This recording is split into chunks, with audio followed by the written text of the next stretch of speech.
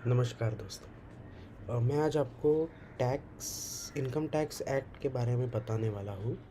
तो हमारे यहाँ 1961 में इनकम टैक्स एक्ट लॉन्च हुआ और उसके बारे में कुछ डिडक्शंस बताऊँगा। जो हमारे इनकम टैक्स एक्ट में जो डिडक्शंस होते हैं उसके बारे में बताऊँगा। तो पहला डिडक्शन है सेक्शन 80C।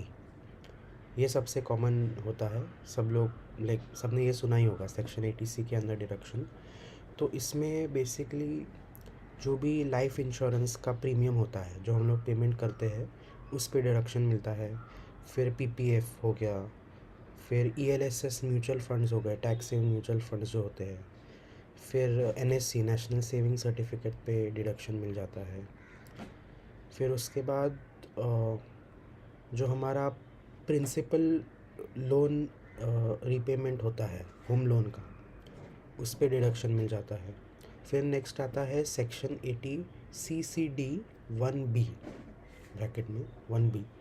तो ये in addition to section 80C इसमें एनपीएस में एक्स्ट्रा डिडक्शंस मिल जाते हैं। सपोज़ आपने अगर आपकी इनकम समझो ये साल की 8 लाख है और सेक्शन 80C के अंडर मैक्सिमम हम लोग डिडक्ट 1,50,000 कर सकते हैं फॉर इंडिविजुअल्स। तो 1,50,000 उसमें कट हो गया, आपने कोई पीपीएफ में कर लिया या फिर कुछ। तो अगर आपको ये दूसरा सेक्शन 80CCD 1B अवेल करना है तो आपको उसमें लिमिट होता है 50,000 का। तो वो आपको एनपीएस के टायर 1 अकाउंट में इन्वेस्टमेंट करना पड़ेगा, तो आपको और बेनिफिट मिलेगा। So this is with section 80C के डिडक्शन में ये एक्स्ट्रा है। फिर नेक्स्ट डिडक्शन आता है section 80D। This is about medical insurance का जो प्रीमियम होता है, जो हेल्थ इंश्योरेंस होता है, not life insurance, health insurance. फिर आता है सेक्शन 80G। ये है डोनेशंस के लिए, जो चिल्ड्रंस चैरिटेबल हॉस्पिटल होते हैं, कोई चैरिटेबल इंस्टीट्यूशन होते हैं, प्राइम मिनिस्टर रिलीफ फंड होते हैं, या फिर आप इंस्टीट्यूट ऑफ नेशनल इम्पोर्टेंस को कोई डोनेशन करते हैं। So this is the tax on this is deductible under section 80G।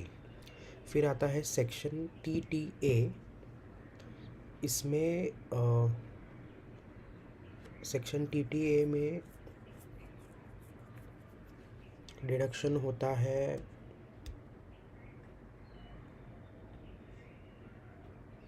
उसके पहले आपको मैं सेक्शन 24 के बारे में बताता हूँ। ये है जो पहले हमने देखा कि जो प्रिंसिपल रीपेमेंट होता है होम लोन का वो सेक्शन 80C में कवर होता है। तो सेक्शन 24 में जो इंटरेस्ट होता है होम लोन का वो कवर हो जाता है। और सेक्शन TTA1 के लिए हम देखते हैं कि सेकंड, हाँ, तो जो हमारा सेविंग्स अकाउंट होता है वो उस पे टैक्स लगता है, जो इंटरेस्ट मिलता है हमें, तो उस पे हमें डिडक्शन मिल जाता है। तो डिडक्शन का लिमिट होता है 10,000 फॉर इंडिविजुअल अकाउंट्स, और जो सीनियर सिटीज़न है उसका नाम होता है सेक्शन TTB, उसमें 50,000 तक का ये होता है, डिडक्शन हो जाता है। तो मतलब बहुत लोग पूछते हैं कि अगर ये डिडक्ट कर ही सकते हैं तो इंटरेस्ट पे टैक्स लगाते ही क्यों है, जो हमारा बैंक अकाउंट होता है उस पर। तो अगर नहीं लगाएंगे तो जिनका बैंक बैलेंस बहुत ज़्यादा है, like HNIs and all that, उन लोगों का फ़ायदा होगा मोर अननेसेसरीली, क्योंकि उन्हें लाइक इतना बड़ा बड़ा इंटरेस्ट मिलेगा और उस पर वो उन्हें टैक्स भी नहीं देना।